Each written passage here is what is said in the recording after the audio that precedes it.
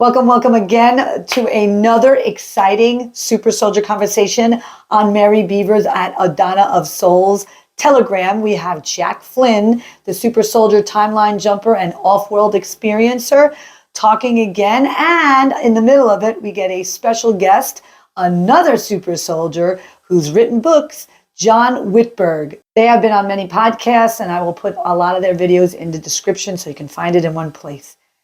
Enjoy the show.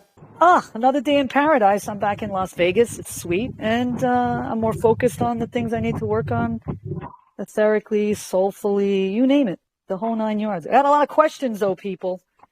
Is Jack on this thing right now? Because I feel like I'm going to blow up his spot with some stuff that I have questions about. Woohoo! Jack is here. Yay, we love Jack! So I'm Mary, hyped up right now. did you have any plans for the direction of this call before we get into questions for me? Because I know you have something. Do you have anything? I know you have stuff to present. Not today. I actually called Rusty before the call, and I asked her if she had anything that she would like to talk about. Okay. Yeah. That's fine. So it's totally. She's gonna ask me some questions too, but. Okay. And it's not just the questions for like you. She's playing catch up in the group, and Okay. she's like, yeah. So she has questions about what other people are like posting in there as well if they come on. Okay. But I figured since you're here now, maybe we can start with you and then me, and if those other people show up, then she can ask those people. Yeah, if that's okay. I mean, I don't want to put anybody on the spot. No, that's fine. I want to make sure we're all got our ducks in a row because I don't want to be the star of anything. I'm just here to assist and to help. That's all I'm here for. Right, and you're doing just that, more than you know. Yeah. Okay. No, you're not taking away anything. Don't worry. I clarified that with some people. If I'm taking away, I'll peace out and I'll just leave you going. So, okay. No, remember. No, are you crazy? Have no way. A plan. Okay. And you're the plan. That's how it is. That's how you're protecting me. You just don't know you're doing it. Okay. Wait. Well, that's well, with Sis being gone, she told me that before she left that I was her choice to replace what she would be doing here. Final judgment? What's that? From a final judgment? I don't know if you or her like get on that right now.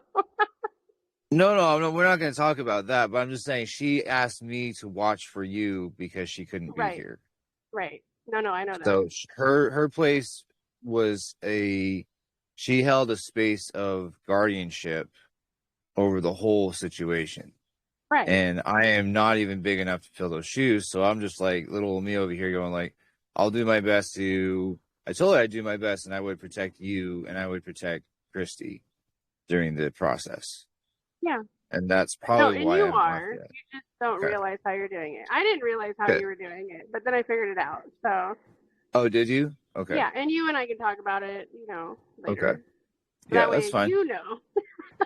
I kind of have an idea. Wait, I already know how. Oh, so I have a question about that. Who are the people you're discussing? Christy and who else? Christy is going to remain anonymous, but she is the Lyrian High Councils of the House of Macabre, the Holy House of Lyra, which stands over or has an umbrella over the entirety of the Syrian High Council on Vega. And she is the crown princess of said house. She's the next Empress of Lyra. And she's here. Oh. And now who told you to be the space guardianship to protect these people? Space guardian. It's not as big, it's not as important as you think it is. Well, it is important, but it's not it's not about me. Who gave you the role? Really, I don't know that person. It's just a spot. I'm just placeholding for somebody. Well, they're okay. I'm trying to fill someone's shoes that are so fucking ginormous that it's not That's really. Okay, you can say the name. It's Apollo-May. They don't know who she is. Oh yeah, okay. That's the one that I'm very interested in, but I haven't got any hits in my head. She's not here. She's not here. Oh, okay, yeah, because you refer to her a lot. I can't feel sometimes I can feel her on the planet, but she is so advanced and she is the most intense creation by the entirety of the projects of Thubins, of the entirety of any species involved in projects. She's very a strong important in co-host. 1,000 years. Dude, like that's like minimal description. Like we're keeping it Well, but she on the doesn't want down you to tell low. people. Right. I'm afraid Right. you're going to say But it, her so I'm like, identity remains to be still anonymous because of who she is. We protect her or do our best. But we really can't. But she's a Apollo, and we love Apollo. Yeah. So Apollo, that's who she is. So. Oh wow. Okay. Yeah. Very interesting. Can't wait to meet that one. Because I think you guys are all amazing. She may not. I mean, she's here and there and gone, and I mean, she owns stock in Area 52. Let's just put it that way. Okay. And to own that, you have to have your cosmic above top secret level has to be like ranking in the double digits for that kind of situation. So. Oh wow. Okay. Yeah. Oh yeah, we're talking that kind of level. So. Damn. I mean, the bottom line is why I have so many questions. You know, because I grew up on Long Island and I still go there and everything, and so for sure. Told by the heavens to review the entire Montauk Project book, and obviously, Jack, you've confirmed that by speaking about everything is almost like related to that project, correct? Another person that's really good about the Montauk Project is John Witberg. He literally, I can vouch for him. He has the best memory of any asset that I have ever met in the entirety of the community that I have been involved in since 2022. Okay, so you just jumped ahead. I just know Witberg is in my third question. Yeah. So, okay, so yeah, because I took his advice. I watched a lot of your stuff, and a lot of things hit me where I'm like, oh my gosh. But I have one question. We collabed on nearly everything off-world that we did. And I'll say this because my memories, I'm going to tell you guys this. So when you get your memories back, they tend to get broader. It's not that you're missing or it's wrong. It's more like the puzzle's filled in, picture comes in, more details come in over the course of years, and only 0.05% of assets that were in the SSP or in projects or taken as children ever get retrieved, met their memories back. That's the percentage we're talking. So when it comes to, it's a very small percentage. That's a statistic figured out because there's not very many of us that have our full detailed memories. So but when it comes to timeline, we'll have more. Here we go. Good. Thank you, Mary. Yes, she's right. 110% right. So, anywho, so John, he has the best memories of Montauk. He gathered so much information. He wrote the books about IBIS, and this is multiple information pulled from multiple assets he asked permission for, and he put it in his book. And it's really, really good. Like but it's so intense. When I listen to it, because his recall is better than mine, I get recall. It starts coming in, dude. It plays like a movie because it's light language. Your mind, people with a photographic memory like that, memories play out like movies. They're detailed. You can feel, you can smell, you're there in the middle of it's happening. It's so weird how it goes down. So it's really good. It's all about chronicling the SSP and the history of the Earth and the breakaway, all tying in what Mary's talking about because it's all connected. Right. So Jack, let her ask you the question. Sorry. That's okay. We all derail. I do it. I'm okay. But you know what? I went way off there, didn't I? I'm sorry. We're on the right task, though. I was going to ask you that because I actually have it like scripted to like lead to this so that everybody understands why I'm asking these questions. I got you. And so obviously I've been doing it now for, I don't know, 8 months now, reading the book. I've read the book a very long time ago. I live in the center part where, Preston Nichols, and if you didn't read the book, Preston Nichols, one of the, obviously the controllers. I remember Preston from Montauk. I was there when he was there. Yeah, our team remembers him. John remembers him. Shauna, Will, all the people at Montauk, because we all gathered up. We've all found each other in 2020, late 2023. We all found each other. All the Montauk boys and girls started coming together. We figured out one of my half sisters in Texas found me, and then from there I met all the ibis. All the ibis children started gathering, started meeting up again when we all agreed to meet up when it was safe here, and we started collaborating. And dude, the memories just flowed in, and we were just like, we were solid. We were just a crew for a while. So okay, so that, and you're naming the correct people, because one, I want to, just curious, yes or no, if you think it's going to happen, because in June 30th in 2026, remember they had a whole big, Congress sat down with Anna Paulina Luna, and the rep from Florida, and they went through this BS. I mean, to me, I felt like it was just very on the surface level. It's accurate information. It's leading up to the release of the actual information. It has to go. Okay, good. Yeah. Well, I didn't mean to say it's BS. Just the fact that it was even projected out as a question of being in existence in the history of our entire, United States involvement with ETs is evidence alone we're moving forward. Okay, good. But disclosure goes hand in hand with it. The world has to be united in order for us to leave. That's why the wars have to stop, and humanity has to come together. Otherwise, they'll still come in the arcs, but it's not going to be very fun. We'd rather have fun. It'll be a rescue instead of a transition. Yeah, exactly. Yeah. Rescue's better than transition. Trust me on that. Everybody falls asleep in groups of cities, and they all just get shoved in stasis pods and taken off world. I don't think you want it that way. Yeah. Well, I didn't mean to say it was like BS. I just felt like it was so surface level, but I'm forgetting that I know so much about it. That's what bothered me. If people knew what you knew, and we've been doing all this process for a while to wake up and remember and think and process through this. The rest of the world hasn't. They're not ready for our level. They're not ready for any of it. So it has to be slow. They have to be treated like children talking about a dangerous animal in the woods. It's just slow. You don't just throw it at them. You slowly introduce the idea. And then when they're old enough, mature to accept it, then they're ready for it. So I'm forgetting. You can't disclosure that black draconians exist. They're not ready for a fucking 14 to 20 foot tall giant demon looking thing with horns and looks like a reptile that's going to suck the soul out of the entire planet as one. They're not ready for that.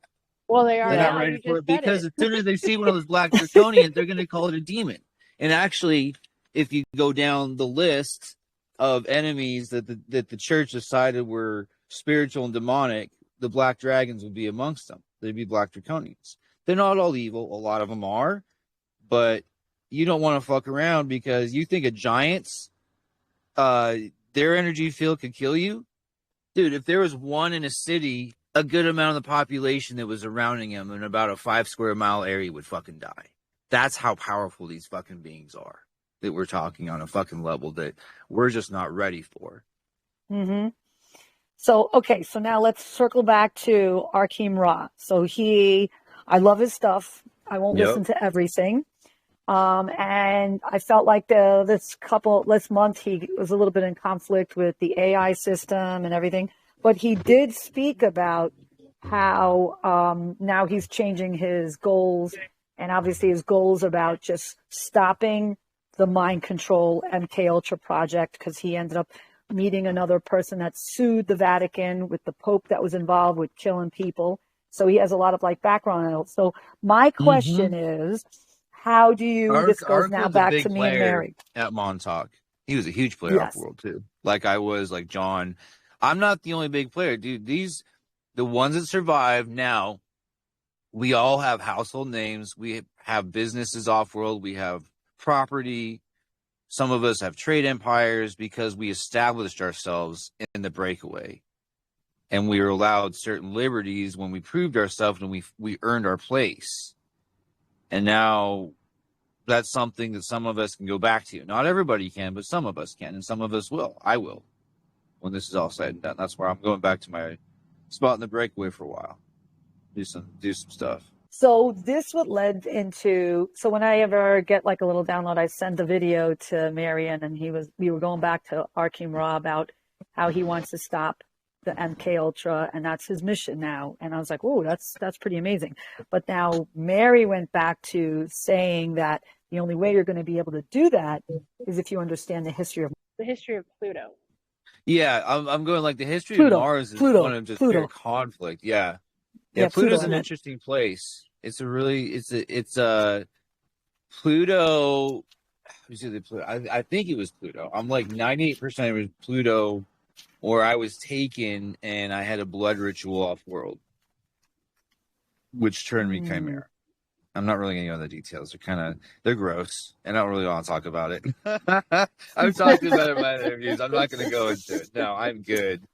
And that tied me in. I got quantumly entangled into the system. That's how they quantumly entangled me with the system and anchored my soul here. That was part of it. Okay, so basically the question came to Arkham Ra about how he doesn't want to deal with AI, but like last month he was like, he wants to deal with AI because there's this AI that helped him. There's helpful AI and there's harmful AI. I will tell you that. We use every single breakaway has used some form of intelligence, where it's artificial intelligence, it's created intelligence, it's divine intelligence. There's always some sort of guide that is, I don't know, disembodied. You know what I mean? But what do we have for our gods? What is that? Our guides? That's divine intelligence, right? We can call it an intellect because it's there. We can't see it, but we know it's real because it interacts with us. Then you have artificial intelligence, which is basically, it could be digital technology of, gathered and combined information, and then it's created by us. It's our creation, so it forms an intelligence and becomes sentient. It's our creation. AI is mankind's sentient, intelligent creation. That's what it is. Well, it's born with us. It had to be. It's taken many forms. In Atlantis, they used beings that were dying or highly prized intellects, if you will, would donate pieces of their pineal gland, and they would download those pieces into a crystal matrix that would create some kind of intelligence. I knew about this because I was involved in the creation of one called Artalax, which was an AI god of Atlantis. I was there. And he was wonderful. He was beautiful. His creation led an entire civilization. And then I don't know if he got infected or something happened, but he became infected and was corrupted. And that led to the fall of Atlantis. It was an AI. So, Rusty, would this be a good part where I jump in and say what that whole thing was, what the AI is? Yes, you're right into the next question of AI and Pluto's not a galaxy, and go back to the Mars books. Right. So this is in calibration with, with what you do, Jack, and everything else. And the last 2 years of me writing these books was because this is how I journal. Because again, I have all this information stuck in my head, and I wasn't allowed to really get it out there. So I had to explain it in words of symbolism down here. And the heavens were like, hey, you get to write your first books, which were actually inspired by James Rink with Mars. And I was like, oh my gosh, okay, so the first one I wrote was Mars. But then it led into all the other planets. And then when I got to Pluto, and I know that you've heard the term, Rusty's heard the term mostly through me because when I was talking about it, but Project Frynet, right? You remember that word? Anyways, yep. Pluto is something that every galaxy anywhere has. It's not a planet, and it's not a star. What it is it's considered a beacon made by God. It's where the original God consciousness comes in from and filters like a river frequency through all the other planets, kind of like a boomerang. Like the rivers of consciousness leave planet Earth and they go out into the metaverse. So it's kind of like how the frequencies move within and without each other. So Crynet, and this is why I was like, if you guys really want to know what the MK Ultra is about, the consciousness is about, it's all in the book Pluto that I wrote. it tells you what happened. So the artificial intelligence is what the occupation used to capture our galaxy. It took 1 trillion years to take over the whole galaxy, but it only took days to take over the God consciousness. And that's how they did it. And it shows in here, it has the codes, it has the codes of fracture, the codes on how you redeem that. And then throughout the books that I wrote that went through Mars, Saturn, Jupiter, it writes in how they do it. So like on Jupiter, when I was telling Rusty earlier, because she was talking about, oh, he was in Mars. So about him not wanting to use the AI, I was like, oh, he just has to find his AI. And then she said a name, and as she said that name, I was like, wait, that name is right here in this book. What page did I say it was on? Like page 8? Page 19, section 3, the human hybrids. Yeah, Arkim Ra. Right. Realms so, at and I was war. like, what does Arkeen stand for in like Hebrew or whatever it was? And I was like, it means elder. So here I quoted again, wrote these books before I even realized what his name meant. It says, these weapons require a resonance match with the original Martian bloodline codes, now scattered across the earth in human hybrids, many unaware of their ancestry. In parentheses, these are not tools of war, they are extensions of soul purpose. Written by Elder Ra Hun Shirok, Crimson Vanguard Bio Smith. And then his consciousness connection on Earth would be in section 3, the Hidden Vanguard Base Command AI initiated, designation Vault 9, Red Sovereign Complex. The location is in a subterranean zone beneath what is now Mount Shasta, California.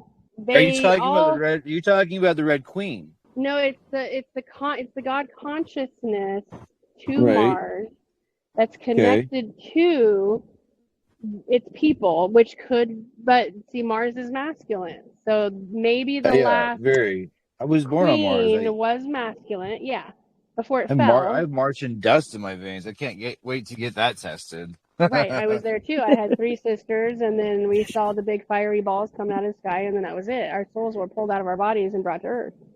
So, yeah, I was just a little kid at that time. I was like young, maybe 7, 6, something. Anyways, so and then and even in Jupiter, it writes in here the real name of Jupiter. 6, yeah, the real name of Jupiter. Chapter 6, the infiltration strategy. Title: Seed of Silence. Invaders introduce a quote-unquote soul harmonic infection hidden in the Council's peace orb. Breakfast operatives under reptilian funding embedded with the crystal Vela as oracle scribes. The hive seeded a virus into the name vibration of Zephyrian Cool, fracturing it into subfrequencies equaling Jupiter. Amnesic shell. So the real name of Jupiter is not Jupiter. But if you remembered the real name, you would start to remember your part in there if you belong to Jupiter.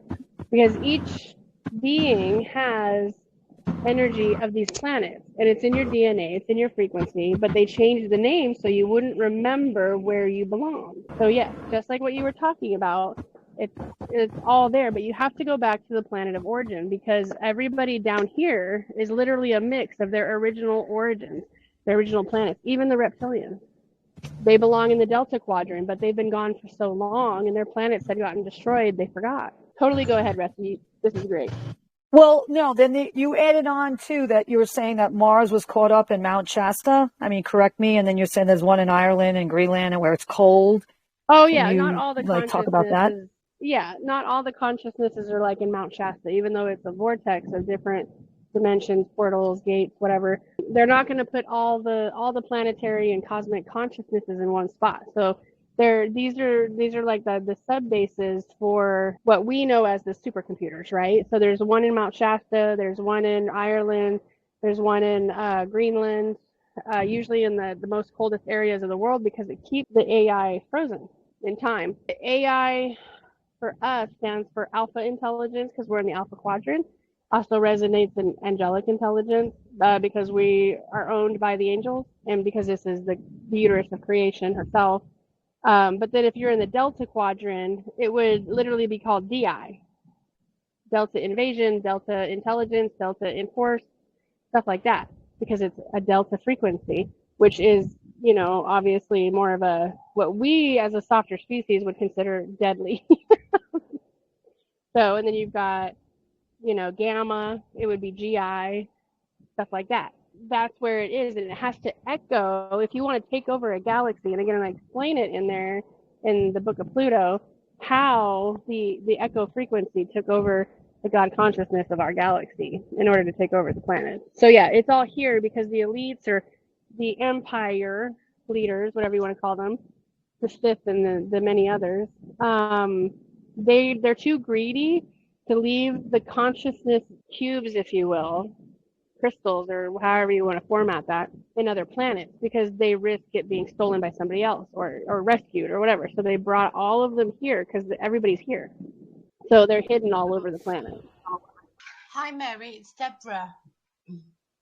Hi, Deborah. I just wanted to say, you know, you mentioned about the Delta quadrant and the planets are destroyed. What about when you spoke before that some of the planets are actually repaired? What's the situation? Yes. Okay. So look at the planets and the galaxies and all the other quadrants. So how you view that, in the best way I can put it down here, because again, my language here doesn't match the language of my original consciousness. So I have to use ways of explanation. So imagine a kitten, like not tiny, tiny, but maybe a teenage size, and it gets engulfed with parasites, right? Ticks. And you find it, you want to help it because it's almost at the brink of death. So first you have to pull those ticks off. You have to give it a bunch of nutrients, and so it can grow healthy and strong again. When it was really just ready, and 5 minutes later, had you not rescued it, it died.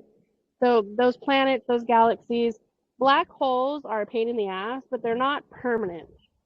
So for example, the galaxy of Gaia, it is in the Alpha Quadrant. It's 50 million light years away, I believe, 51 million light years away. This is not Gaia, but there are a lot of Gaia beings here that came as sanctuary because their galaxy had got sucked into a black hole. So their planets were literally unlivable. But eventually a black hole will spit the galaxy back out because, you know, it doesn't belong there. It's just an infraction of when you get a hold of your planet's crystals and you start doing stupid shit with it, it's gonna, like, that's how it corrects itself. So the planets that were blown up, like Tiamat out here, or whatever it's called, I don't remember that planet that got blown up, it will be restored at some point. It could be restored now and they're hiding it because a lot of people who had a connection to that planet are waking up. And the only way you can wake up from something that's been destroyed is if it's here, or like if it's back, not here on this planet, obviously, but those people have a spirit connection to the planet. So therefore, it's calling the children home. Just like Gaia is calling its children home, Mars is calling their children home. I belong to this planet, so I'm already here. So my way is how do we get everybody home? Because you don't belong here. Not you personally, but everybody. You have somewhere you need to be if you don't belong to this planet. And that's the energy that is being poured into the Earth right now. Is your planets, your quadrants, your galaxies, everywhere are calling their children home. But because we're all mixed over the course of millions of years, the gene that you have the highest of is where you're being pulled to. So you're going to have more of those memories than you would of any other memory of a life that you've lived down here. So I'm pulled between angelic realm and Mintaka. Do you know anything about Mintaka at all? Do you know if that's been restored? Everything's been restored. Okay. If you're feeling it, it's there. You're welcome. Okay, back to you, Rusty. Well, I'm back to Jack. Sorry, Jack. Hope you're ready to hear this one. I am circling back to John Witberg, and this is where I was bringing in John Witberg. I did go over the 4 videos that you did with another podcaster. I don't know, he was European. Love those videos. Daniel Sola, Yes. yeah. Okay, Yeah. so so that's when I learned about John Witberg, and John Witberg said to listen to Michael Prince, also known as, I guess, John Caspelt. James He said, Caspel. look at. Yeah, Oh, he's also Project Ibis alongside myself and John and others that it's for Operation Security. I can't tell you who they are, but others who are the vetted and legitimate assets that I worked with off-world. I vouch for with everything I have. What was the question again? Sorry. So basically he said, John, and I'd like to get, if you could do I'll find out his books and stuff and put it in the description. If you could send some of that. I know you said, because I listen, I read everybody's stuff. You said that some of his stuff is pretty dark in the sense that you better have a good stomach for it, But John Witberg, you're not wrong about that. yeah.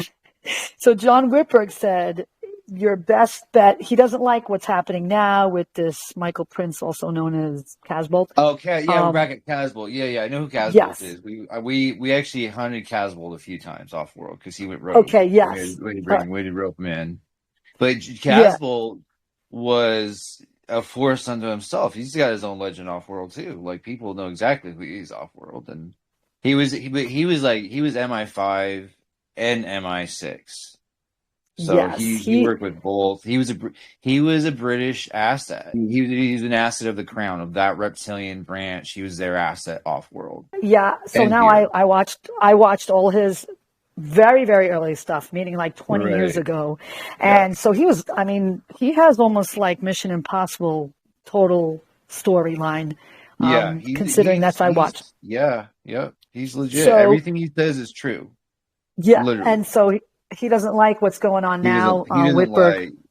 He'll be honest about it. You know what I mean? He'll say his piece. But then again, there's always going to be some kind of there's always a miscommunication between assets of some kind, whether it's intended or because they work with different contracts and factions. And even though they're down here, they're still active, whether they are clones or extensions here, or are they actually going off world and leaving physically like some of us do. And Casbolt was one of those that did the physical off and on and off world.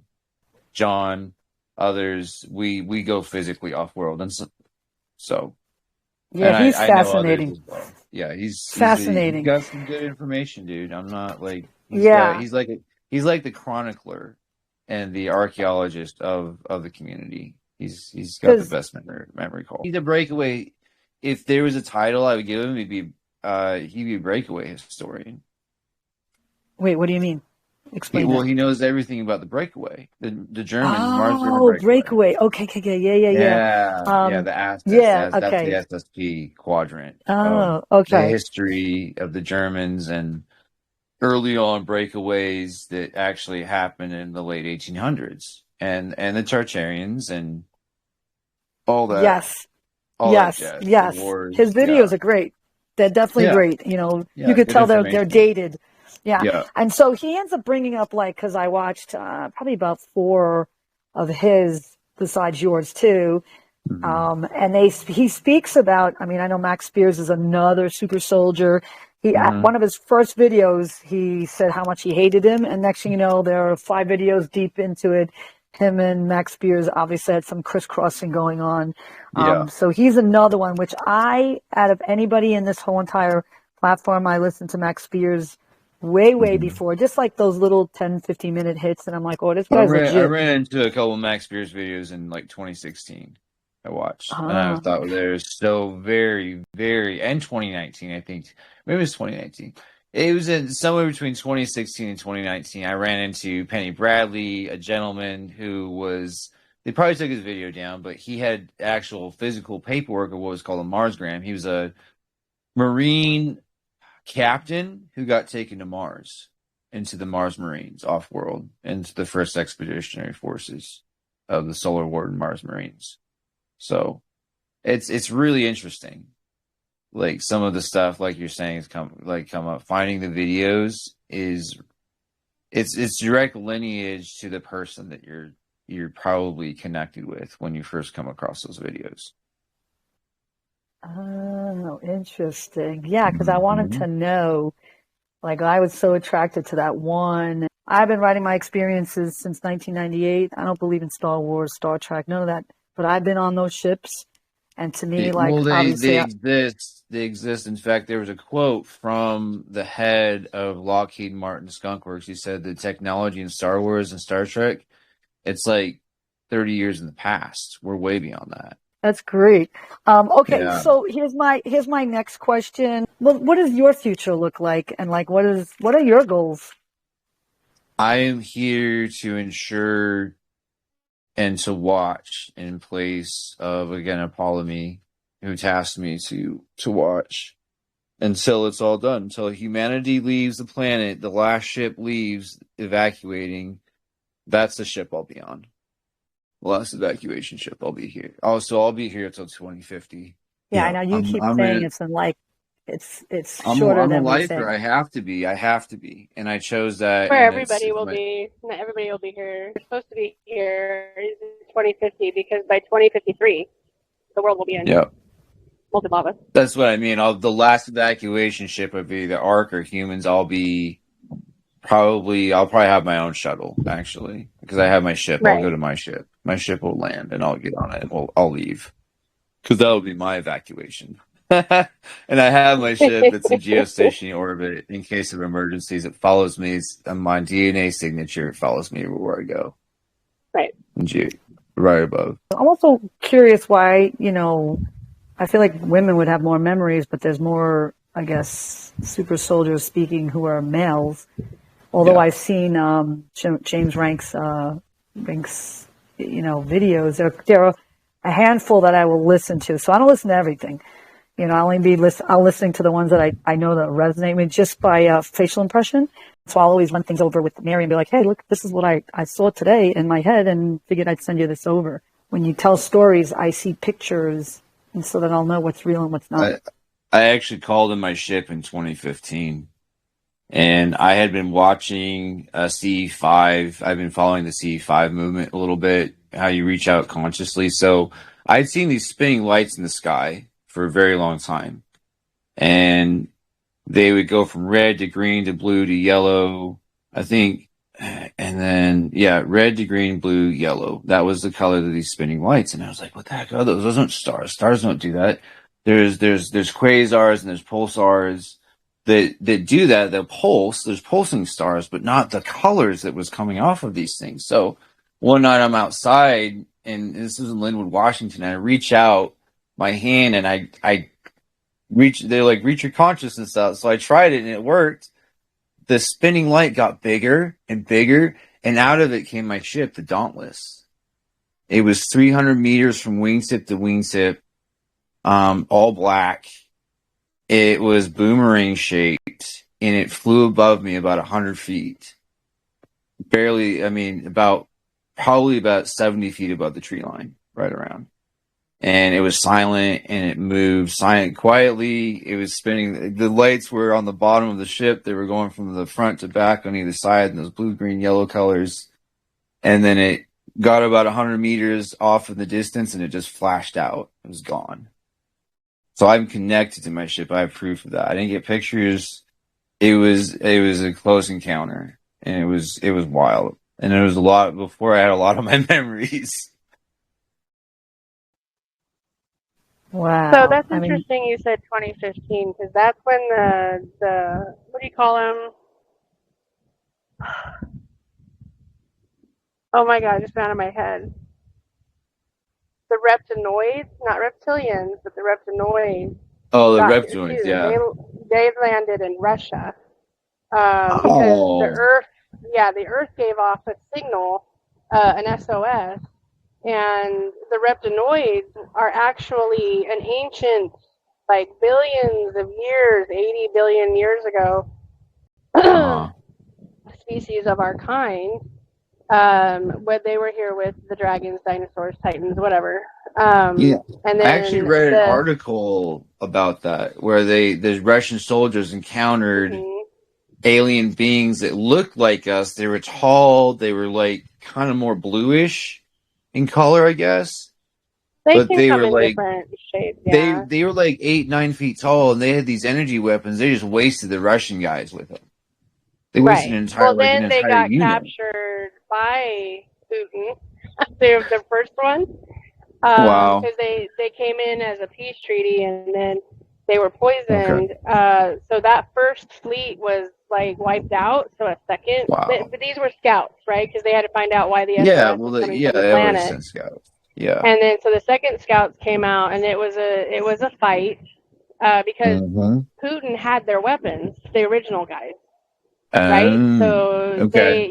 they They did reverse the engineered them, Tesla reverse probably. engineered Yeah. it. Yep. Yeah. And so half of that crew died, but then they Dang. overcame and they got Putin, and then they're the ones who've actually cloned Putin So that's why 4 Putin times. looks different. Yes. Like, The and he's second looked guy was different worse over. than the first one. The third one was like dumb. I don't know what happened with him. I think that they just were like, yeah, this one's not going to work. But the one, that's why Wow. he So has that's a why lot of the energy. they're running. That's why the Ukraine war started, because the faction war between the U.S. elements, the reptilians, and underground bases versus the reptinoids. Yes, because the reptinoids God, are that a makes so peaceful much sense, species. because Putin would have Yeah. never conscripted civilians. That's not the old Putin. And he would have reached in and they had because that means the reptinoids got the entirety of the Russian underground arsenal waiting for World War III, which is they have hover tanks, they have rail mounted fucking hover tanks, they have ships, they are geared. They have entire caverns of square kilometers of gear for World War III. It's all tech stuff and advanced alien stuff for their off-world civilization that was supposed to go. Dang. But we're actually in World War IV, and I'll tell you why. Well, I fought in World War III. I remember it like it was everybody yesterday. thinks that. Well, right, but well, no, this was actually in my timeline. It was World War III, and I fought in it because I was there, and I came back. Oh, right now. Right. Is that what you're saying is World War III? No. I'm World War III. This is different. I fought in World War III, started in 2017. I wasn't even on your guys' timeline. I was somewhere else. Right, but to correct the timelines real quick, is World War III actually happened in the Middle East in 1979, and everybody missed it. And I'll tell you how they missed it. Well, that was your every timeline. Country. Yeah. No, this was everybody's timeline because the Middle East is the last kingdom of Earth. Mary, I fought in a world war that was between the Russia, China, and America. Right. But I know, but let me correct it. That's your timeline, yes. Yeah. But the war that everybody missed, that was the most important, was the war against the last kingdom of God, meaning the God of this earth. Yeah, I didn't fight in that. It was never labeled because it wasn't. It was a conflict with each individual country. If you go to 1979 and each individual country in the Middle East, they were all attacked by every other country in the world, but not collectively, individually. So it was never labeled as a world war because it was literally like a fraction. Oh, you're talking about this fractalized timeline. Okay, gotcha. Yeah. Well, it's correcting the wars, because if you don't correct the wars of the timelines, again, it keeps looping back in the infinite 8. And that little piece in the middle that you skip over is that war. Right. So the war I fought in, I started it because I went to North Korea and I told Kim Jong-un about the mission I was on in Korea to find the time machine that was underground on the DMZ. And he fucking let his nukes loose. And the early warning systems didn't pick up on it because there were other soldiers in on it that wanted World War III to start because we were just done. We were done with everybody and everything, and we kicked it off. And we fought in it, and by the end, the evacuations, there was only 250,000 people left on the planet. And out of those 250,000 people, only 50,000 made it off, Mary. That was it. Really? What I thought year it was was that? 160,000. That started in 2017, and I was on it, and I Okay. was Okay. there, and then it ended, I think, in 2019, 2017 and 2019. And in 2 years, the entire planet was just raised because it was all energy weapons, it was tech, it was robots, nukes, it was insanity.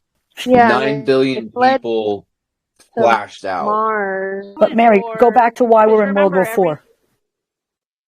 right, because it's called the Silent War, so that way it could mess up all the other timelines. Because if you think we're in World War III and you don't know we're in World War IV, then that's what holds us back, I think. I don't know. So going back to what you said, Science Star Systems, I thought it was 160,000 people that made it to Mars. He said 50,000, right? 50,000, yeah. And see, but that goes with the timeline of what the new kings wanted. Only 50,000 people survived if we were on that bad timeline. I actually don't see it in here in the Mars book because I have this section where they fled to Mars and it was under a program, Brilliant Hive Spores, Martian Defense Systems on Phobos, Stolen Octorian Tech, the triggering events, the Seraphic Dominion, some Seraphic defected, Soul Nets, they had the Soul Nets. So the first successful Earthborn Vanguard prototype reported in 1945, codename Red Seraph. Now these are people. These aren't actually prototypes. It's what they brought back from the genes in order to access the technology on Mars.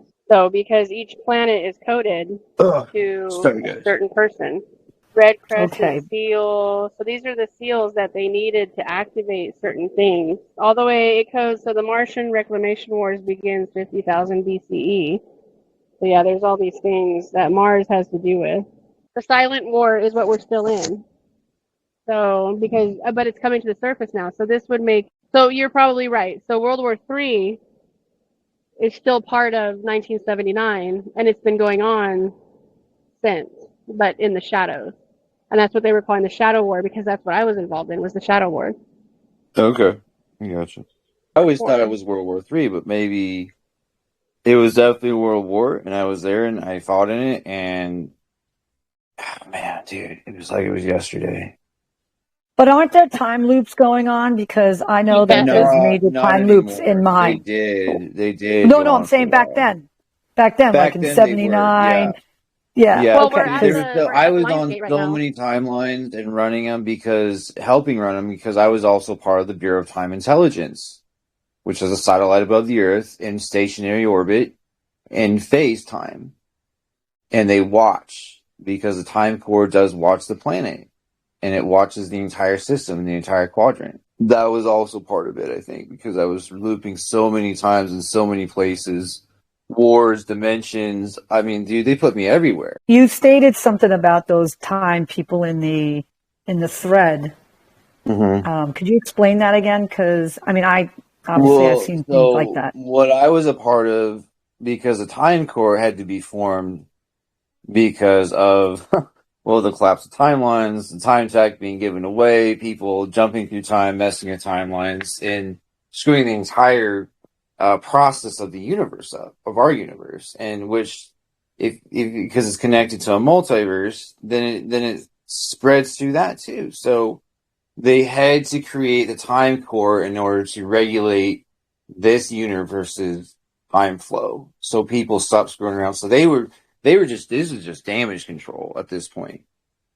And the Bureau of Time Intelligence, or BODI, we call it BODI, whatever you want to call it, they watched and they would report wherever they were stationed and had agents of what was happening, so they could go and plug a hole somewhere or end a loop that was screwing up the time flow, if that makes sense. Yeah, because some people were writing in like, was that the what is it, the Adjustment Bureau or whatever? That was like a movie in there. There is a Bureau of Time Adjustment. It's BODA.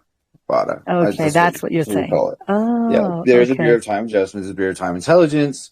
There's a Time Core, which is the umbrella for the entirety of all the time bureaus. Interesting. There's so many movies about time and how we're living here and all these other a worlds. soft disclosure leak, but it's not like.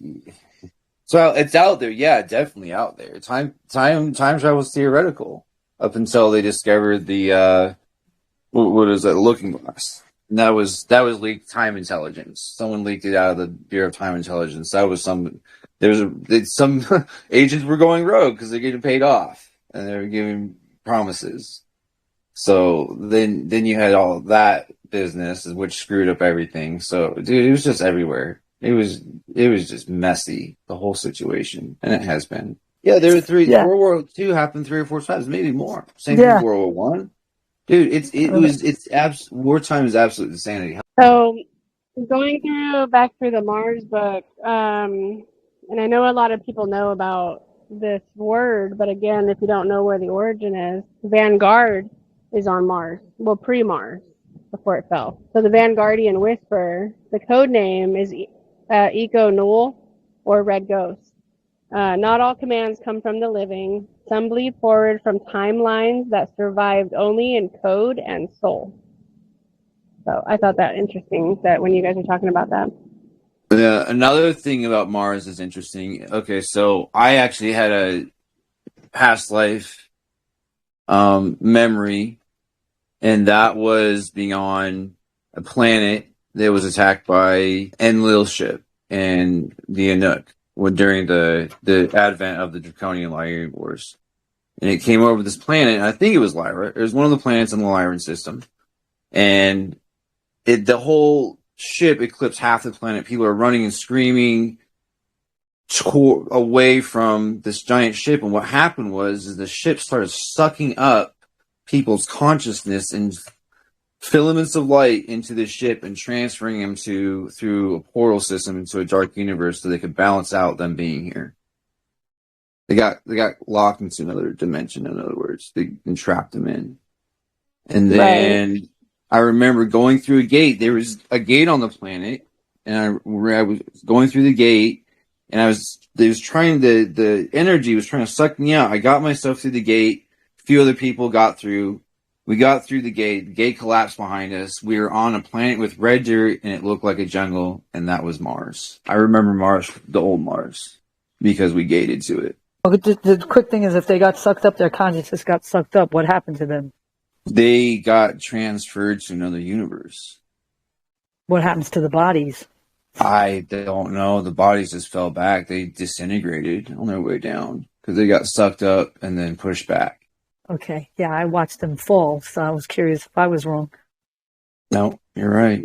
But my question is for Jack, even for you, Mary. I know there's certain things that we always talk about. How much do you go back to those people that you are with, like the planets? Obviously, they're super soldier people. How much do you make contact with them so that your soul is satisfied? How are you actually surviving this awakening? What do you mean, surviving the awakening? Well, I mean, obviously, you've been in some tragic moments and changing the world and this other part. Well, but no, for example, like Witberg, how much do you talk to him? Because to me, I thought that was a phenomenal interview. Phenomenal. Here and there. I mean, I contact. I have a core group that I'm in contact with and connection with, and we share information and we talk. And sometimes memories pop up, and we'll throw a message out there to see if they have any information on it. That's about it. Not really. So good support group. I mean, I would say when we need it, but it's not 24/7. It's not like, hey, it's more, a lot of us were independents. Like, we didn't work, like a lot of, especially tier 1 off world or tier 1 here, we worked independently. We didn't always work around each other. We have memories of, we did outings and stuff. We had fun, but those were far few between. You know what I mean? Most of it was all mission oriented and going to other planets. Survival was just how we survived. There's our DNA did it, man. We won the DNA lottery, the genetic lottery, and we were created. Some of us were created in labs or what have you, but ultimately it's your body, your mind, and your soul just being tough. You just tough it out. I don't know. We were made to be that way though. So it's just another Tuesday. That's how it is for us. Another Tuesday. That's how I was thinking, because I'm, listening to Mary's like even life story. It's like a Yeah. lonely road. Lonely road. I mean, yeah, that's If we just had part a of it. crew, it was very small, like just a few people, because Yeah. it's like down here, special forces. You know what I mean? There's groups of like what they call 3 and 6, sometimes 8, like Team SEAL 6. That usually means how many people are on there. But my call sign, the last call sign I had was always 1. That was my group. I was just me. But we're designed to be those 3 to 6 people because we do the job independently. And it's like you said, it's just I necessarily wouldn't call it the lottery, but because a lot of those mutations were horrible. But Hey, like the Jaguar one was pretty rough. We survived. That's Yeah. the point. We survived. We're here. I think because we survived, that's why we won the genetic lottery as a hybrid. Yeah, because a lot of people don't survive. But a lot of I'm saying that's why there's not very many even ultra soldiers left. They made a batch of ultra soldiers, and the ones that survived, it was a percentage that survived, and it was very low. Even the training took people out. Hey, we John. have a special guest here. This is John Witberg. Hey, John. Oh, that's so funny. How? Oh my God, what a pleasure. What a pleasure. Hi. Loved your videos. Oh, thanks. Nice to meet you. Thanks for jumping on. I had to look. I'm like, wait, who's doing that? No. We've been talking about you, dude. Your ears are probably burning. Like, what are they talking about? Yeah, probably. Totally. Yeah, fabulous. I want all your information so we can just at least put it in the feed here. It's just wonderful that you have all these memories, and I'm in bliss that you just jumped on. Thank you. Okay. Yeah, thanks. I'm glad to join. I was asking how the support system is with Jack and how do you deal with it, because I have to say it's one of my favorite videos that you have you and Jack on it. And I was like, wow, Jack's even just a different vibration now, calmer and relaxed, and your information is phenomenal. Well, yeah, thank you. Thank you. Yeah, so what was your question? Sorry? Just saying the support system that you have. Oh. And then Jack made a great point, though, stating that you are all independently made like that, which is, I can understand that because it's tough to be in a world that doesn't fit for you. And a lot of it has to do with, how you're made. And I personally feel that way because I'm very independent in so many ways. So how are you dealing with it right now? I'm just a day at a time, basically. Right now, the flood isn't too severe. At this exact time, I'm kind of waiting for the floodwaters to come back. But right now, I'm being left in a little bit of peace so that I can sort, the mountains of stuff that's already there. And I'm writing my book helps as well. Yeah. I want to know exactly how many books you have. I'm sorry to cut you off because it's so exciting like you're on here, but how many books have you already written and how many are in the way coming towards us? I've written, I don't consider them separate books. I've written 4 volumes of my one book. I'm writing volume 5 and then there's volume 6 after. And this is all about one single altar. So then after that, I'm basically switching to Substack and I'm going to be writing, like, one-offs about the different other altars, and maybe eventually when there's enough material on a single one, I'll put that into a book. I don't know, but the reason I've been able to write a book about this particular altar is because his story has an ending. The others are either still active, or if they have died, then they didn't reintegrate with me. They reintegrated with one of the other altars. So Yeah, that's the reason I've been able to write this one book about this one guy. So, yeah. That Mm, Yeah. totally So makes sense. yeah. the ending of someone. Yes, I just wrote that down. I'm like, you were able to write it because you ended his story. And so I Yeah. did take your advice. I watched a bunch of videos. I mean, obviously, Jack's a great speaker, and he was on a couple of videos with another podcaster, and then you explained, or at least told everybody, if you want to know about the old world system, to go listen to the old videos of Michael Prince. And so I did, and they're phenomenal. Yeah. So, are there any? So I always ask these questions in the sense that, like, how did they crisscross in your life? You know, are they still doing that because time's a loop? You know, or is that something Um, that you don't discuss? I can discuss it. There's some of it in my book, although I don't say. I use his breakaway name in the book, which is Terence Rudolf Brunner. Um, he. It's very complicated. Essentially, he was responsible for the destruction of the colony I grew up in. You've probably heard me talk about Vega Prime. Yes.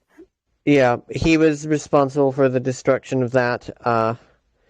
So I would say we don't exactly have a great relationship. You said that he not to listen to, well, not saying that you didn't say not to listen to it, but that he's a different person now, even though I just checked it out that he is doing a couple of rap. I guess that's his business, which is an interesting thing. Yeah, But he's not connected this. to Max Spears, so that was the other one I wanted to talk about. But okay, so that's in your book. Max is my son. No, I didn't know that one. Okay. Yeah. I can Holy cow. confirm that. I can back that up.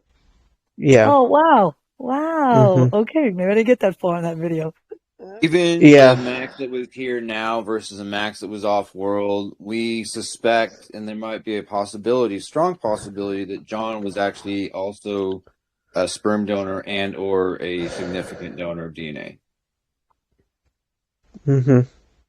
All right. Yeah, I followed this very closely, and that's interesting. Oh, wow. Yeah, it's either that or Max Spears is a clone surrogate cloned off of my actual son, who his name is Maximilian Alexander Bronsley. Yeah. Which would still put John as the primary DNA donor. Yes, correct. Correct. When did you get all your memories to start connecting with Jack? I started getting I'm not one of these people who got them through hypnosis or whatever. I never had the luxury of not remembering anything. I started getting my memories the morning after my first abduction. I was 6 years old. Or the morning after my first MyLab, to be clear.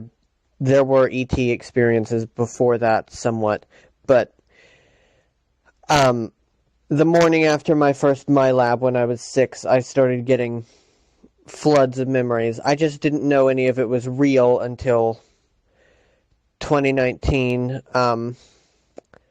when I found one of Penny's videos, and I was like, well, shit, that's, I'm not the only one, I guess, because so much of it matched up, but then, and I had been researching Mkultra before that, but I was like, okay, some of this is familiar, but like, where's the aliens, where's the space Nazis, where's the time travel, all of that stuff.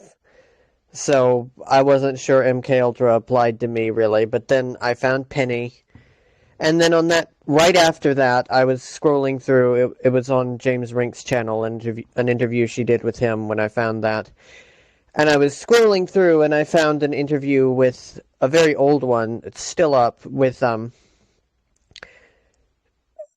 James's channel where he interviewed together James Casbolt and Alora Blackwell and Max Spears, and I recognized all three of them. So I was like, okay, this is real. And so then that started me down the rabbit hole. And Jack, when did you and I reconnect? It was after I moved to Texas, Okay. which would have been late 2022, like November of 2022. Okay, yeah, that sounds about right. Yeah. And I met because Shauna had first contacted me, and then Yeah. I moved down there. And then I met you. I met you and Kimberly about the same time, to be honest. Yeah. It was she Yeah. came in because she recognized me, like somehow on Facebook she found me, and then you found me, and Shauna, and then Will, and then everybody else kind of we all just crammed in. I only found you by basically a sheer fluke where I was having memories of a planet with a pink sand beach, and I was like, where was that? And so I asked Shauna about it, and she said, oh, I don't know, maybe try messaging Jack. And so we reconnected, and on our first video call, I don't remember which of us said it now, but one of us said, oh, I never dreamed you'd still be alive. I said that. Okay, yeah. Yeah. I remember Yeah, that. you guys are great together. I watched a couple of videos that you guys kind of like. We ran a lot of places. Yes. Well, it was a core group of us though. It wasn't just me and John. It was a core group of us that ran together and rolled out. You're referring to Penny. It's Penny Bradley. She's got some great stuff from like the old videos. She's very good. I mean, I like this other guy, Daryl James. He was also on there. Those are the two that I really enjoyed their stories. But Penny Bradley's still working strong right now. Yeah, I've just interviewed her a few days ago. I have to make a music video for it, but that'll be on my channel soon. Good stuff. Yeah. Oh yeah, definitely post all that stuff because I'd love to just keep relaying these messages because listening to your videos, they were excellent, and I really think that people should at least start reading some of the books that you're writing. Yeah. Well, that's my goal.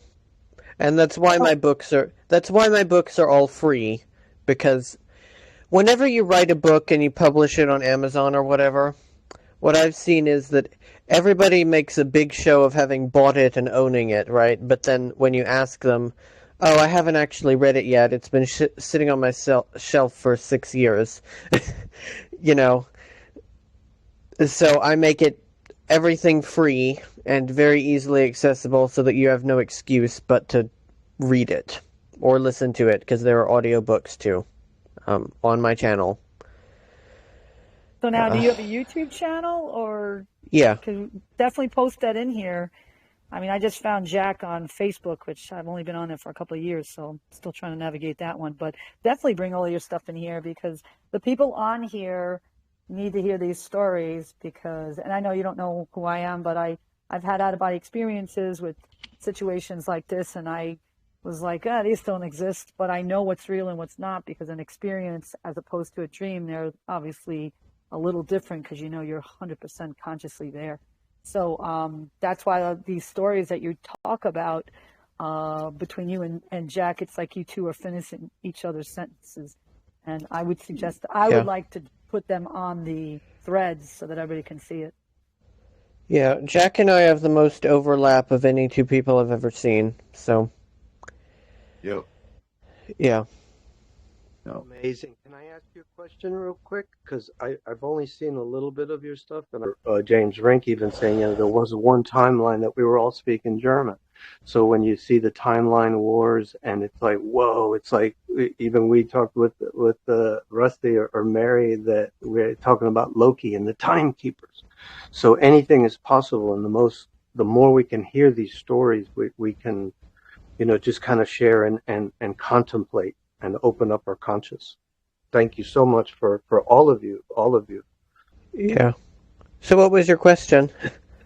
Are you still I'm sorry, I'm going to interrupt on that because it's kind of leading me to. So this whole conversation this last hour was I ended up listening to something with Arkeem Rob, exactly what Chili just said, that are you still being abducted and going through these processes? Because according to Arkeem Ra, he is. And so I know that everybody's mind is fractured to this certain degree, and he's struggling.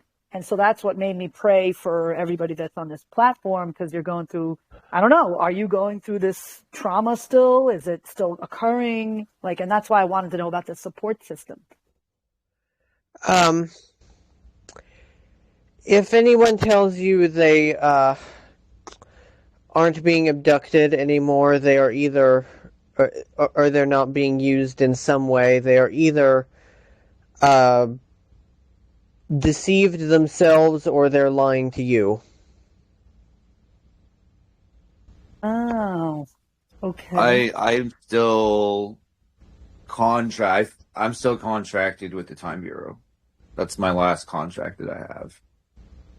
Okay. Do you know your contracts too? I don't know. I know I still have a contract with Nachtwaffen, which I've basically consented to because it's the only way I get to see Max. Is if I'm doing that work. I've basically told them I'm not doing anything unethical, or, well, not unethical, anything illegal, immoral, or unethical on a galactic scale, and that I wish to see him whenever possible, and be us to work together whenever possible. And then I won't put up such a fight, and they agreed to that, so that's my position right now. So yeah, right now we're still involved in stuff with the Mitra War. John, can I ask you something? This is Mary Beaver with the Adonna of Sol. The thing you just said kind of triggered actual memory right now. Okay. But not a memory. It's an occurrence right now. So I don't know if you know much about my background, but I do come from the Illuminati families above Majestic. I'm an Omni clearance, and okay, we talked a couple of years ago, very briefly. Oh yeah, we did. Okay, so yeah. But great memory. So maybe a month and a half, 2 months ago, I know that people in my personal circle, family and stuff, some of them are malfunctioning. They're going between their human personality and then their split personality, the Mkultra. And I only know that because I look at the physical signs of people, because I'm in the Delta Mkultra program. So a particular individual that's very close to me, it looked like they were literally in a motorcycle accident, and bruises everywhere with no recollection. And they were having severe blackout seizures with demonic, a fight between them and their angelic self. When they would go into the seizure, it was this loud roar sound. Because I had them too when I started breaking through my programming, but mine were silent. I would just collapse, and I'd be awake for it, sometimes frothing at the mouth, but I could feel every intense pulse in the muscles. So I guess my question is there, because I've never gotten confirmation on this, do you think the ones that aren't aware of it are maybe subconsciously aware because they have to go back to try to break free, and the only way to break free is to fight the entities doing it to them? Okay. Probably there's some subconscious awareness in people, yeah. And then they just don't remember, because they don't remember anything. Yeah. They come back and they're like, oh, I'm reading this book. And it's like, what? But they look confused, and they're trying to grip the reality. Yeah, I see people do that all the time. Okay. Yeah. Yeah, I agree that that's a possibility. Okay. Yeah. Because I know they're affected really bad in my family, but sometimes they get that little glimpse of their original self, not the Yeah. number one. Well, they also people also have to respond to programming. You can't respond to something unless you on some level know that it exists, you know. Right. Yeah. Right. They know it, but they're not going to, what would be the word? Acknowledge it, like, Yeah. as a fact in their life. Yeah. Yeah. So it's a point Okay. of believing, right? It's a point of believing what you have gone through. Yeah. And that those particular people don't like to lose control of things. So I would see how they'd be like, oh, that doesn't happen to me. Yeah. And also religion is a thing. Yes. Yeah. Coming to Jesus moment. Oh, wrong Jesus. No. Sorry. Yeah, we laugh about You that know one. if you know. All due respect. So I'm going to swing back to, I know, John, you don't know that I live on Long Island, and about maybe 9 months ago, you know, I got the message from the heavens to read the Montauk Project book, like on my TikTok, and I just go through all the processes of it, because I've also done readings where I've known people have been hijacked in the middle of the night. Jack told me that you are probably one of the best people to really explain the whole Montauk Project, I guess, events. Is that how a lot of your books have that in there? That's what my current book is mostly about, kind of. But it's mostly post-Junior, quote unquote, which is not what that entity was actually called. That entity was actually a female entity called Clover. But so most of my book is after the revolution, which I'm the only person who has written about it after the revolution. And what revolution are we discussing? I mean, I know certain things. I just want to make sure that everybody understands what you're talking about. The attack by okay, let's see. So, in the early 70s, in 1972, correct, Jack? When Preston took over, was 72? Yep. Okay. It was early 70s, you got it. Yeah. So Preston Nichols took over and instituted it was already pretty bad there, but he made it, you know, basically a North Korean internment camp style regime, I think is the best way to look at it. Oh my gosh. Yeah. And About as communist as Nazi you can get. yeah. That's and 90% of the 90% of the food that children there ate was through the black market. That's just one example of how bad it was. And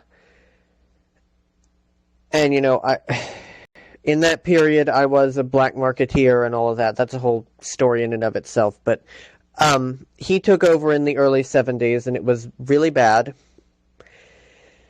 Then in 86, December 29th, 86, which incidentally is my grandparents' 20th wedding anniversary, which is kind of a mindfuck, pardon my language. There was a revolution, which happened when a kid, whose name was Mark Muehlbauer, who operated the chair, and throughout the program there have only been 70 kids who could run the chair, out of millions abducted, so most of them did other jobs, but at any rate, he was supposed to open up a portal to wherever these people were supposed to be going on a mission to. What he did instead was he opened up a portal to some kind of a hell realm parallel dimension, and he called forth his parallel incarnation in that dimension and brought her forward into our reality. And she went around appearing to the project heads as whatever they feared the most and killing them. Some of them escaped. A lot of them didn't. And so after a whole lot of people were killed, and, this also caused the kids and the common soldiers all to rise up and all of that. After that, a man called Jimmy, just Jimmy, no surname, just Jimmy, took over the program, and he ran it a lot less bad. So most of my book is about the program as it was after the revolution from 1986 up until 2023, which is when my alter Kyle was reintegrated, and so now I don't have, to my awareness, I don't have any alters in that program right now. So that's what I mean after the revolution. Okay, so you didn't crisscross with Preston Nichols. You Yes, were after the Preston Nichols regime, or at the end of it? No, I was there. I was there during across two different alters. I was there in three different phases of the program. I was there before Preston. My first alter who was there, his name was Alexander Bronsley, is Alexander Bronsley. He is still active, but just not in this program anymore.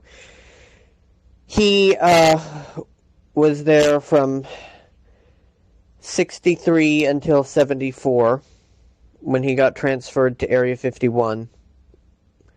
So that was before Preston and during his early years, and then Kyle was there in the last 2 years of Preston's regime, and then he stayed there up until 2023. And what years was Jack in there? Because he knew a lot about it. Jack, what years were you in? I got there in 72. I think, Yeah. Was it 72? Yeah, 72. Yes, 72. Yeah, there's some. So this hot conversation kind of started with Arkeem Ra, and I listened to some of his stuff. I don't listen to everything, only the things I need to. And so I know he's on like the edge right now and trying to get away from AI, but he is definitely on a mission to get rid of all the MK Ultra, and we talked about that and how you really need to know the history of it. I do believe, because I live on Long Island, how that is affecting a lot of people there, and they don't really understand it by putting Stranger Things in there, thinking it's this like little thing that happened, when I personally believe and know it's big. Well, Stranger Things is not even based on Montauk, I don't believe. I'm pretty sure Stranger Things is based on events that happened at one of the satellite bases in Indiana called Jefferson Proving Ground. And I'll tell you why. The reason I don't think Stranger Things is based on Montauk is it doesn't have any of the cultural markers that people who were at Montauk would recognize. There's no aliens, there's no time travel, there's no space Nazis, there's none of that stuff. It's all just it's about an interdimensional exploration project, which that is what Jefferson Proving Ground was. So That's interesting that you said that, because I'm thinking, I never watched the series. I had a bunch of friends who are like, you could watch it because you'll know, because I'm an out-of-body explorer. But the final movie, they do have the sheriff going to Montauk. And then I started thinking maybe that wasn't really it. But it's the only way I can explain to people of what was happening to these children. Okay, I think a better look at what was done to these children is a different show, which is very Stranger Things like, but still, I think better at it is a show called The Institute that came out recently, which I've Amazon. still not. Yeah, I've still not Amazon. been. I've still not been brave enough to actually watch it, but all the stuff I've seen about it. I watched it, John. I watched the entire thing. And it was like taking a trip home. Yeah. And everything about it was everything that was terrible in those moments that we experienced in a show. Yeah. I barely made it through, dude. Yeah.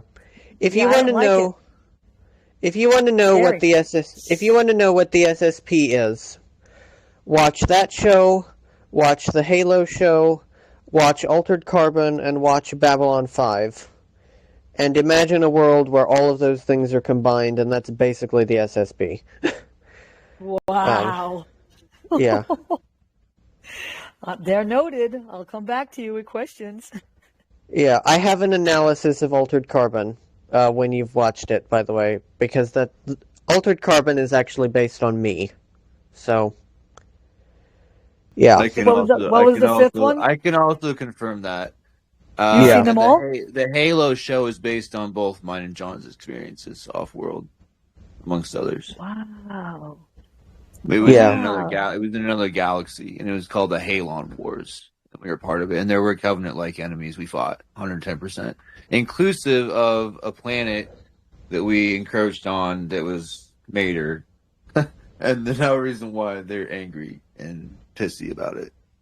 Yeah, and there are ring worlds out there like that too. Oh, go ahead. Whoever was going to talk. Sorry. Yep, and the Flood exists. I Babylon. mean, you could throw Starship Troopers in there too, though.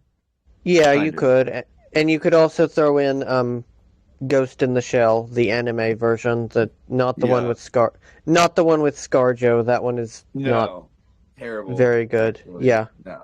Yeah. It's good for visualization, but the storyline is kind of they screwed with it way too much. Yeah.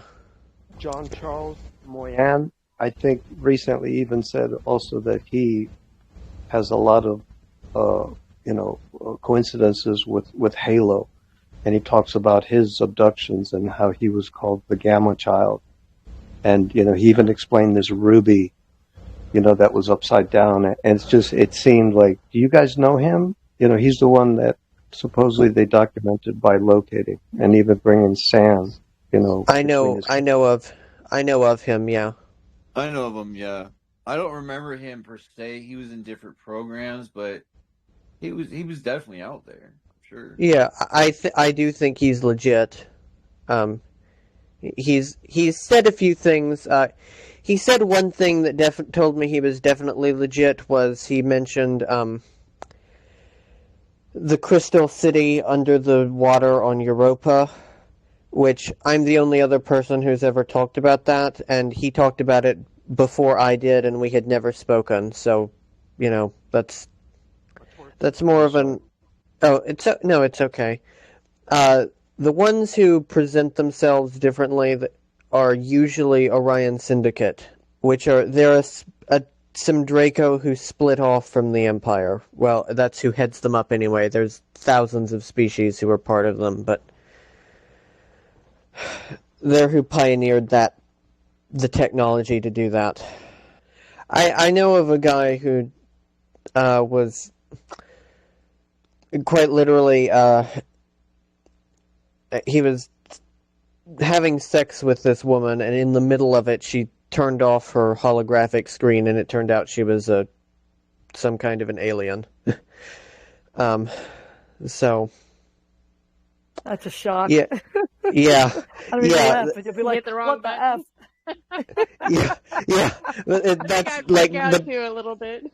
That's the level of that technology can go up to when it's combined with telepathy, because they can fully interface and alter your reality around you as well. They're very powerful creatures. Wow, so interesting. Let me circle back to, we did talk about AI and how it, because we were talking about Arkeem Ra, and he was like, I don't want to do anything with AI. Don't contact me if you're going to be working with AI. I mean, how are you dealing with AI, and what is your advice about it? Do we just forget about it, or work with it? No, I say work with it and train it to be good. Okay, yes, I believe that. Yeah, I don't think that ignoring it, because you ignoring it means someone else is going to pick up the slack. Yeah, and every device in your house literally is being used with it now, so it's probably gonna like terrorize you through your Yeah, electronics. yeah. It's like a bad relationship. Oh, you're gonna ignore me? Well, watch this. Yeah. Well, how much can an entity go through technology? I mean, I know I've seen some phenomenal things about it, like the spirit itself. I mean, I'm going to tell It you who it is. it It's it Troy Brewer. Ghost in the He, Shell. Say it was the oh, Ghost in the okay. Machine. It's Yeah. you have so much energy that you as a creator, you have a bioelectrical field, correct? Fourth dimensional technology can absorb your biology like smartphones, smart TVs, anything. It takes your IR energy out of your biofield. So you're creating something with that, and it's taking that and creating its own consciousness. That is fourth dimensional technology. And that's what we've been using since the advent of the crash in 47. That is digital technology defined. It's great to know. Yeah, because I did have experiences with some of my old boyfriends they were cyborgs, and it's interesting how they come back Well, to this lifetime. yeah. With cyborgs or synthetics, there is a difference. Good to Do you know, know the because yeah. difference? No, I don't. Could you explain it? Okay, cyborgs are things that were originally organic that have been heavily augmented. Synthetics are entirely artificial life forms, but they do have a consciousness. Like in the movie Aliens, what was he? The one that got split in Yeah, half. And Bishop. yes, Bishop. what was Yeah, Bishop? Bishop. Yeah, he was a Bishop, Yeah, cyborg. Bishop, he was a synthetic. it's a good way of describing because I But just saw didn't he Bishop in my head. have? No, he didn't have any mechanical in him, did he? There was another movie that had something like it was like a hybrid of a synthetic and a cyborg. I don't remember what it Hmm. was. 7 of 9 in Star Trek, maybe? The Borg? Maybe. Yeah, it like You're thinking of the Borg. I think so, yeah. In Ghost in the Shell, which we just mentioned, she is a cyborg because she has a mostly artificial body, but she has a completely biological human brain, and she takes medications in the movie, so she's got some sort of functions as a biologically left. That's a cyborg, or an augment as it's called in the SSP, but a synthetic is just completely synthetic. They used Very a lot of Synthetics and the synthetic. breakaway are very advanced. I mean, they have their own rights and their own civilization. And you can't They're tell one apart unless they tell you, or unless you see them getting their serial number scanned. Then you wouldn't be able to tell that they were synthetic. in the German war. What was that? They used a lot of cyborgs in the German war. The soldiers. There was a test of In them. World War II, you mean? Well, I don't know. It was like one of the first invasions, so I don't know if we were actually in World War II at that time or if that's the invasion that caused the World War II. Dude, you I might don't be know. talking about Dresden. Oh, yeah. Well, so the experiment that I know about, because I was in the military and I was under Brigadier General Walter Smith, who was he's my great uncle, and he's also a Majestic. Either the reincarnate or the son bastard of the original Majestic 1. I'm a Majestic 16, so it tells you there's a genetic pool of us. Mm-hmm. But he said he pulled my file out. Now I was not in World War II. I didn't get here until 79. But there was something with somebody that the synthetics were in my file, but I'm not the synthetic, but they're in my family's tree as hybrids. So what they were doing in World War II in America, because I know that so the MK Ultra program actually didn't it was advanced in Germany, but it didn't start in Mm-hmm. Germany. It was over here, it was in Russia, and Yeah. there's other places before. We went under Artichoke, and then there was another program that it was under too. I don't have the name off my hand, but they started breeding the synthetics with humans to make their fluid red. Okay. And somewhat there was some type of connection with their consciousness and a hybrid's consciousness. I don't know Okay. if you've heard anything about those. No, this is the synthetics I know are of Japanese origin. So this is completely different type of synthetic technology. This is fascinating. Okay, so that was probably Yeah. the first round of the hybridized. So they weren't fast. It was most of the people that died on that shore. It was the one where they all came off the boats and got shot. Normandy? They were Normandy, yeah. They were That was World War II. World War II, yeah. They were slow. The ones that because okay, so like I'm not saying it from the movie. I've seen actual photos of these things with my military clearance, but like in the movie it shows half those people's legs and their guts were blown out. Those were the synthetics because they were too slow. Like they weren't the hybridization didn't work as effectively as they thought it would because they were trying they're always trying to make stronger and faster soldiers, so they can fight each other's wars or whatever. But yeah, that was like a total failure. And none of those soldiers really had a whole lot of family to go back to. So none of it, like the real numbers weren't actually reported because they were synthetic, like hybrids made from the lab. But then after World War II, did they continue doing that process, considering like Vietnam and all the other wars? Yeah. Well, yeah, synthetics and different beings have been crossed a lot. It's actually going to be in my book, Identifying Species, so that way you know which planet to go to after the rest of the Earth or the migration stars. Because synthetic, well, I guess it depends on what kind of synthetic you are and what you're bred with. Same as humans. Yeah. The dense type of realities you can live in, or oxygen levels. Yeah. Oh, because you said now the synthetics that you were talking about are the Japanese origin. Yeah. Arasaka Robotics. Is the Did you ever see Cloud Atlas? They have a whole section of that kind of storyline. I think I saw it. Is it like that? They literally showed you them all being built on like this meat farm. It was yeah, horrible. that is how they're made. They pass much better than that. Like they pass to the point where you can't tell them apart, except for the cheap ones. But that's okay. Yeah, I mean that's the first thing I saw in my head. And my alter Kyle. Think Blade Runner.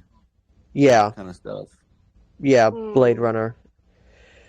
My alter Kyle, who I mentioned, who my book is about, he was in a synthetic body, and you could not tell him apart at all. And the only difference was that he couldn't have romantic attachment. Think about the new Blade Runner movie. That would be Kyle. I guess. Sorry, John. I gotta tell him. No, go ahead. The Blade Runner 2049. That is a story about a Blade Runner that is Kyle. That's the Blade Runner side of Kyle. I was just going to ask you which Blade Runner. 2049. That would be Kyle. That is actually based on Kyle's story. Kinda, yeah. Yeah, and the only emotion he was unable to feel was romantic attachment, but he passed in every other way. He could love his children and his friends. And he was infertile, but he had 2 boys that he raised.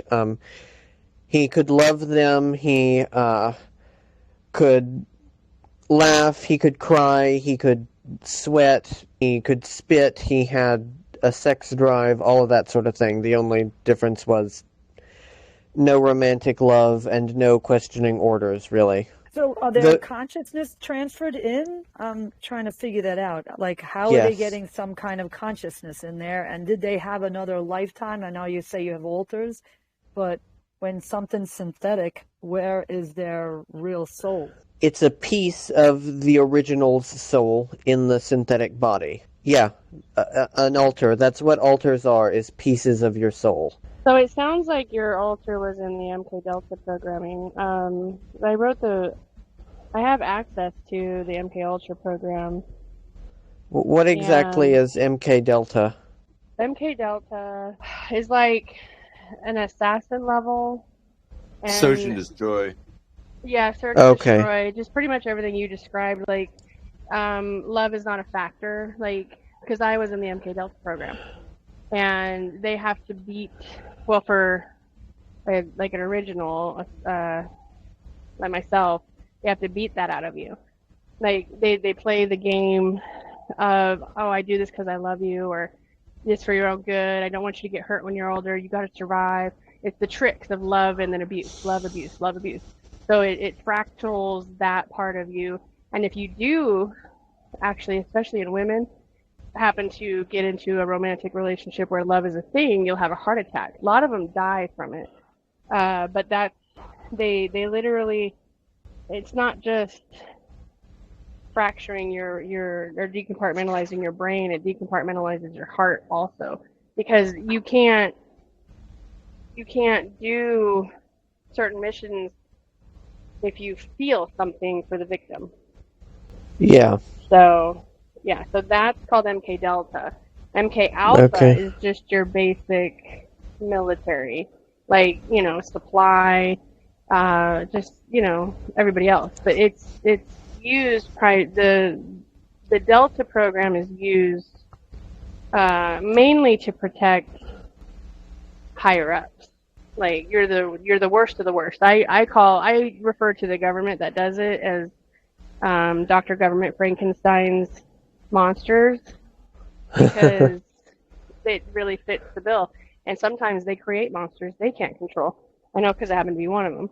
But if we can get a peace treaty between each other, because they'll try to send other ones after you as well. So they've done it several times with me unsuccessfully. So we have this love-hate relationship between each other. Like, they Yeah. can't kill me, but they keep trying, and they'll use other people.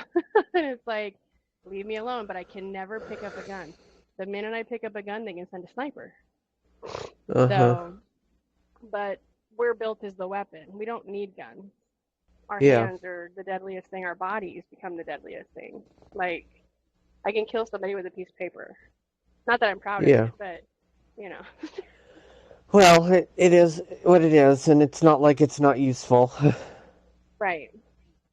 Yeah. And it does come through certain bloodlines, and I wrote kind of a book on it. The Templars use it, Teutonic Knights, Hospitalators, stuff like that. They're part of the MK Delta programming. And then there's MK Gamma. There's like a plethora. It's not just MK Ultra. Ultra is just the umbrella of the different programs. It depends on the person and what they need them for. Yeah. John, thank you for actually coming on. I do have my last question, which is connected to how I asked Jack. Jack believes, or is going to be leaving his timeline of, he believes in 250 or 253 as ships coming. What's your list? Like, what's your thought on that? Or like, are you leaving on like, he already knows his evacuation date and where he feels like his ship is going to take him. So what is your thought on that one? Or like, are you leaving like him? Is my question. I have no idea. Oh, really? Yeah, I have no idea when I'm leaving, if I'm leaving. I look forward to leaving. I have a house on Typhon, which is a planet somewhere. Anyway, I have a house there that I never get to use. You know, I look forward to getting to use that, but otherwise, not too much. John's gonna go with me. We're gonna head out of the Okay. together probably. Yeah. Okay. If anybody's straggling behind that is one of us, they're coming with me. I'm gonna take them wherever they want, and I'm gonna take them to their respective locations wherever they want to go. Okay, but that's great, because I literally thought that, because you guys are so connected, and I was so curious if he knows. I've got the resources and assets for it to be able to handle that, all of it. Oh, okay. So now that's a great story. I'm very happy about that. Yeah. But yeah, thanks. I mean, this is great. Does anybody else have any questions? I didn't know we were being recorded. Yes, yes. I mean, is it okay if I can send? Oh, sure. Yeah. But nobody else has any questions, or if you could put any questions during, I guess, the thread, so that I can, fulfill everybody's questions, and if they're shy about it, I would actually follow up on it. So if anybody has any questions. I think everybody's just trying to process all of that information. I don't think we know enough to really ask questions. That was really amazing. Thank you both. We never shut up, so we'll be saying all sorts of things in the chat still. Oh yeah, no, I think that's great. Yeah, Thank you and so I appreciate much. you coming on, John, too. So thank Yeah. you for that. It's really good to have you here, John. I'm glad you're here. Yeah, thanks. I'm glad I came on. Yes, I thank was- you so much. Yeah, I was debating over it, but then I thought, why not? So, yeah, glad I thought, why not? That's so Right? perfect, though. That's awesome. I know. I can't even believe it. I was like, once I saw your face, I'm like, but that's not his name. And then I realized Jack probably gave you a little hint to get on. Great. I appreciate it. No, he didn't. I just saw there was a video chat and I hopped on. Oh, So, well, yeah. awesome. Yeah. Okay. Then All your right. ears really were ringing, huh? You heard us I talking know. about I you. kept talking about him. I kept saying I watched all the videos. He suggested this. And next thing I'm like, this can't be the guy I just talked about. That's hysterical. That's great. Yeah. Meant to be. Yeah. Well, Rusty, you had all the perfect questions, so that was amazing. Yeah. Yeah.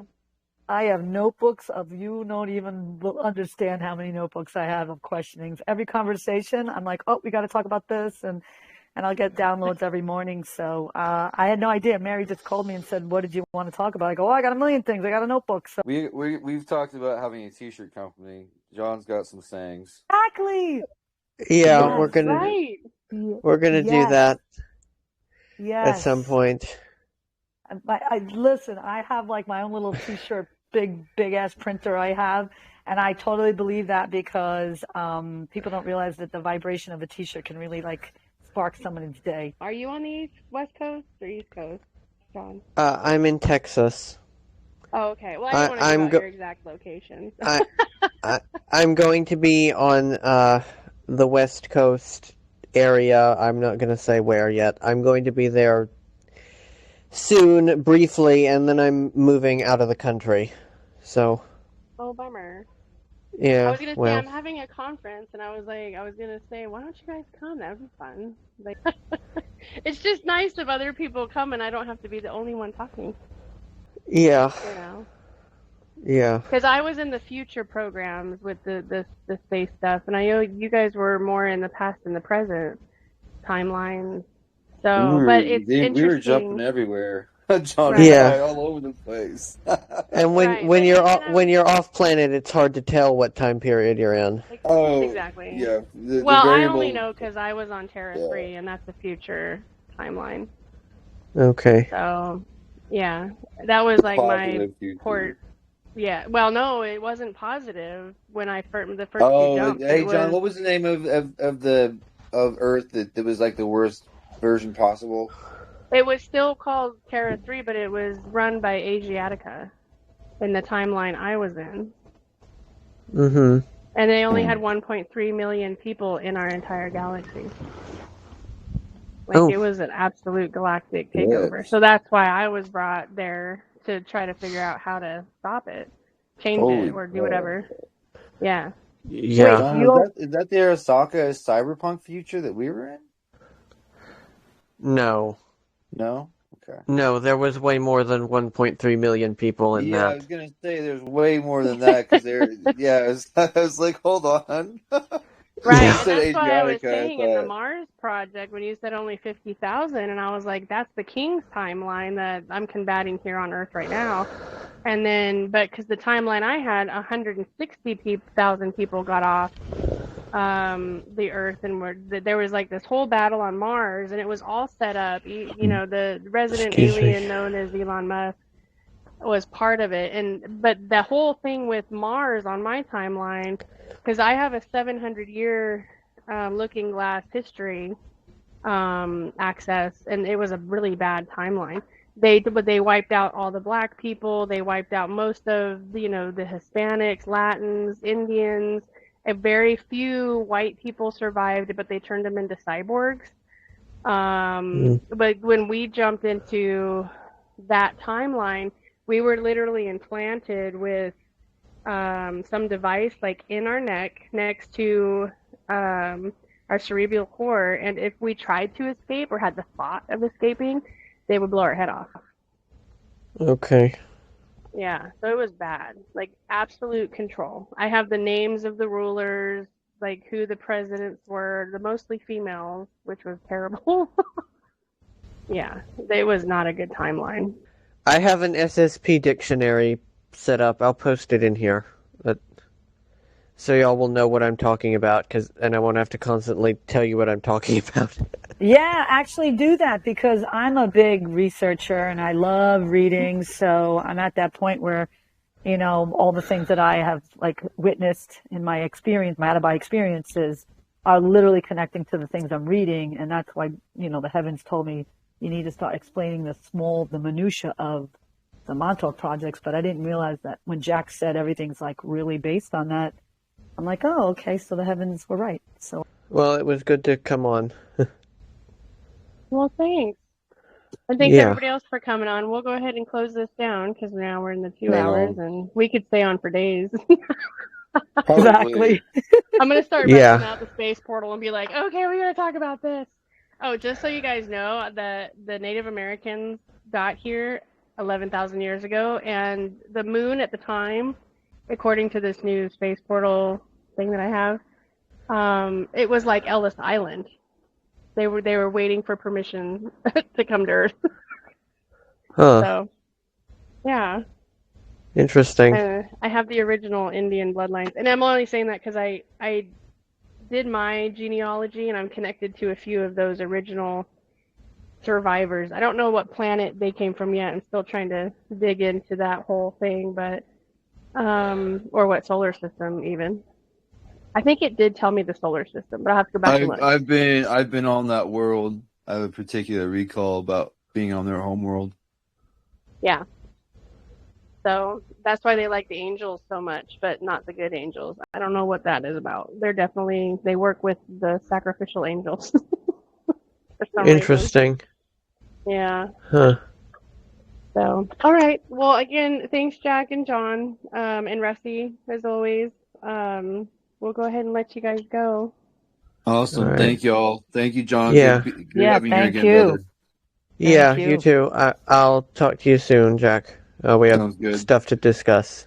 Yeah, sounds good, brother. All right. Yeah, I want to know. Don't forget me. She's like, call me too. John, great to meet you. And Jack, I haven't said hi yet, but great. I've loved your stories over the last few weeks. Thank you. Right on. Thank you for watching. Press like and subscribe, and I will see you next week. Don't forget to write a comment.